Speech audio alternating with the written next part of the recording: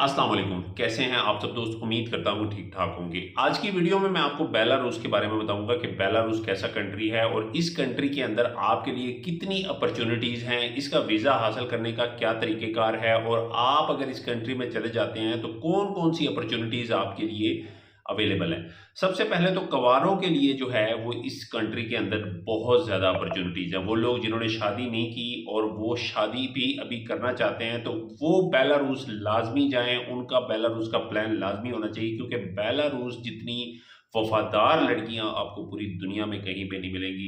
बहुत सिंसियर लोग हैं, बहुत अच्छे ईमानदार लोग हैं और अगर आप वहाँ पे शादी करते हैं तो कोई आपसे ये नहीं है कि वहाँ पे अमेरिका और कनाडा और दूसरे कंट्रीज़ की तरह आपसे लड़की जो है वो फ्रॉड करके भाग जाएगी। नहीं तो वो आपको आप कहीं पे भी रिसर्च कर लें, किसी भी चैनल पे यूट्यूब चैनल पे चले जाएँ और इस बारे में रिसर्च करें। बेलारूस के अंदर जो लोग हैं, जो उधर की ख़वातीन हैं, वो बहुत ज़्यादा लॉयल हैं।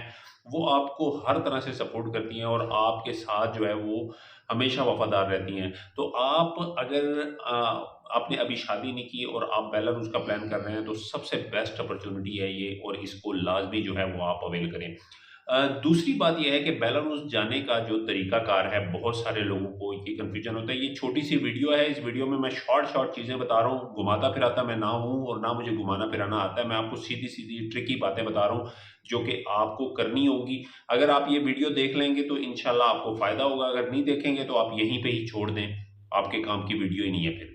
तो इस के अंदर सबसे इम्पोर्टेंट चीज़ ये है कि बेलारूस अगर आप जाना चाहते हैं तो आपको इन्विटेशन लेटर लाज़मी चाहिए होगा। अगर आप बिज़नेस करते हैं तो आप अपने बिज़नेस से रिलेटेड किसी भी कंपनी को कॉन्टैक्ट कर सकते हैं। मैं आपको कंपनीज़ की लिस्ट नीचे दे रहा हूँ, जो कि ऑथराइज़्ड कंपनीज़ हैं, जो कि आपको गवर्नमेंट की तरफ से बेलारूस की गवर्नमेंट की तरफ से ऑथराइज़ है और वो टूरिंग करवाती हैं। तो बिज़नेस पर्पज़ के लिए अगर आप जा रहे हैं तो आप इन कंपनी से राब्ता कर सकते हैं। अगर आप कोई जॉब करते हैं किसी कंपनी के अंदर तो उस कंपनी की प्रोफाइल से रिलेटेड जो है वो आप किसी भी एक कंपनी के अंदर अप्लाई करके उनसे इनविटेशन मंगवा सकते हैं। अगर आप इनविटेशन मंगवा लेंगे तो आपको जो एम्बेसी है वो वीज़ा ईज़िली दे देती है। अगर आपको इनविटेशन मिल जाता है तो आपको एम्बेसी जो है वो कभी भी रिजेक्शन नहीं करती। अभी तक तो मैंने यही सुना है कि कोई रिजेक्शन नहीं हुआ, जिनका इनविटेशन आया है उनको वीज़ा मिल ही जाता है।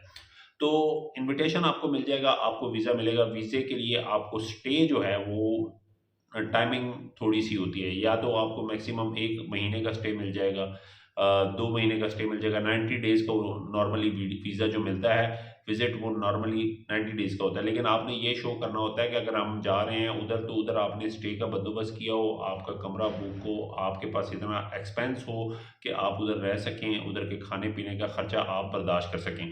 अब आप वहाँ पे चले गए हैं, तो वहाँ पे आपको बहुत सारी अपॉर्च्युनिटी, या तो आप अपना बिज़नेस खोल लें, सीधा-सीधा आप अपने ड्राइविंग लाइसेंस बना लें और अपनी जो है ना एक कंपनी रजिस्टर करवा के उसी के अंडर एम्प्लॉयर अपने आप को शो के करके और टीआरसी अप्लाई कर दें। टेम्परेरी रेज़िडेंस कार्ड आपको मिल जाएगा और उसके ऊपर आप जो है वहाँ पे रह सकेंगे। तो ये एक तरीका है। उसके अलावा आपको अगर कहीं जॉब मिल जाती है तो फिर तो वेल एंड गुड है, फिर क्यों उसके ऊपर वैसे ही टीआरसी मिल जाएगी।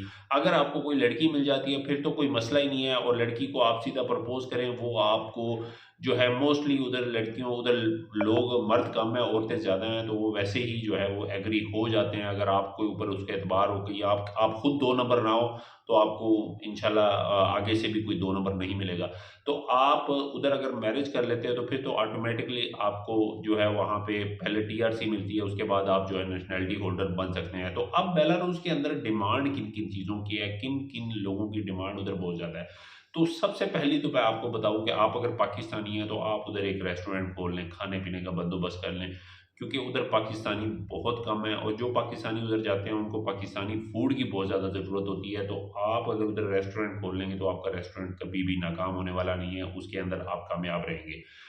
दूसरी ऑप्शन ये है कि आप कोई रेंट पे प्रॉपर्टी ले लें, किसी भी किस्म का घर या कोई आप ऐसा अपार्टमेंट ले लें जिसमें काफ़ी सारे कमरे हों। अगर आपके पास विज़िटर आ रहे हैं पाकिस्तान से, तो आप उनको अकोमोडेट करें, उनको लेने जाएँ एयरपोर्ट से, वो सारी चीज़ें जो हैं अपना एक्सपेंस जो है वो उनके साथ डील करें और उन्हीं को फैसिलिटेट करते रहें। आप इस बिज़नेस के अंदर भी ठीक-ठाक पैसा कमा सकते हैं। अगर आप ये नहीं करते तो सबसे अच्छा काम ये है कि आप सिर्फ़ एक कार ले लें और अपनी ड्राइविंग करें, टैक्सी चलाएँ। उनकी एक ऑफ़िशियल ऐप है रशिया की और उधर करेंसी भी रूबल है। रूबल जो है वो तकरीबन 1 रूबल यूएई के 2 दिरहम तकरीबन बनते हैं। तो रूबल काफ़ी उनका स्ट्रॉन्ग है, तो आप उधर जो है टैक्सी चलाएँ, टैक्सी पे आप महीने के 2 लाख पाकिस्तानी आराम से कमा सकेंगे। तो ये थी बेलारूस की कहानी। मैंने नीचे लिंक दे दिया है, तमाम जो एजेंसियाँ हैं जो कि टूरिंग प्रोवाइड करती हैं, अगर आप बेलारूस जाना चाहते हैं तो आप अप्लाई कर सकते हैं और इस अपॉर्च्युनिटी से फ़ायदा उठा सकते हैं। पाकिस्तान के लिए वीज़ा सक्सेस रेट जो है वो बेलारूस की बहुत अच्छी है और ये यूरोप का पार्ट भी है। सिर्फ शेंजन नहीं है लेकिन यूरोप का पार्ट है। आपके वीज़ा जो स्टैम्प इसकी लग जाएगी आपके पासपोर्ट पे, तो आपको काफ़ी ज़्यादा फ़ायदा होगा बाकी वीज़े अप्लाई करने में। तो जल्दी से अप्लाई करें और इस अपॉर्च्युनिटी से फ़ायदा उठाएँ।